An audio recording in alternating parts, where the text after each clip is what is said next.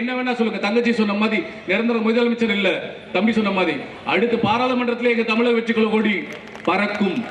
பாராளுமன்றத்தில் தமிழக வெற்றி கழக கொடி பறக்கும்.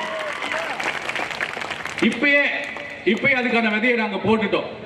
நாங்கள்ல மக்கள் போட்டுட்டாங்க. அங்க இருக்கிற நம்ம சொல்ற தளபதி விஜய்னு, அவன் சொல்றான் விஜய் தளபதி. நார்த் இந்தியா பசங்க சொல்றாங்க விஜய் தளபதி. வருங்கால பிஎம் யாரு, மோடியா விஜயா? விஜய் தளபதி. அந்த கேள்வி என்னன்னா, வருங்கால பிரதமர் மோடியா விஜயான்னு கேக்குறாங்க. ஒரு ரீல்ஸ் பார்த்தேன், ஒரு செய்தி. அவன் சொல்றான் ஒரு 10-20 பேர் ஓட்டு போடுறான் விஜய் தளபதி, விஜய் தளபதி.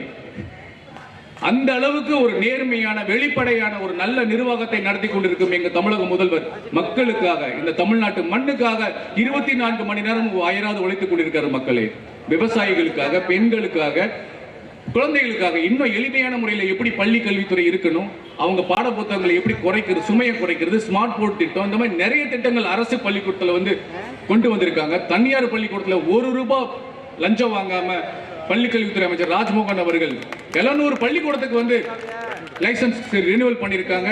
செட்டியார் நிர்மல்குமார் அவர்கள் 1000 பேத்துக்கு 1 பைசா, 1 நயா பைசா லஞ்சம் வாங்காம, எந்த அதிகாரி லஞ்சம் வாங்காம. சில பேர்ல நினைச்சாங்க நாங்க இப்படியே போயிடுவோம், இன்னைக்கு ப்ரொமோஷனே கிடைக்காதுன்னு நினைச்சாங்க. கிட்டத்தட்ட செந்தில் பாலாஜி இருந்தா மொத்தமா வித்திருப்பாரு. அந்த 1000 பேத்துக்கு கிட்ட 30 கோடி வித்திருப்பாரு. இதான் நடந்துட்டு இருந்துச்சு. இப்படி ஊழல் இல்லாத, லஞ்சம் இல்லாத, லாவண்யம் இல்லாத ஒரு நல்ல ஆட்சியை, நல்ல ஒரு தூய்மையான மக்கள் ஆட்சியை நடத்தி கொண்டிருக்கிறார் நமது அண்ணன் முதல்வர் விஜய் அவர்கள்.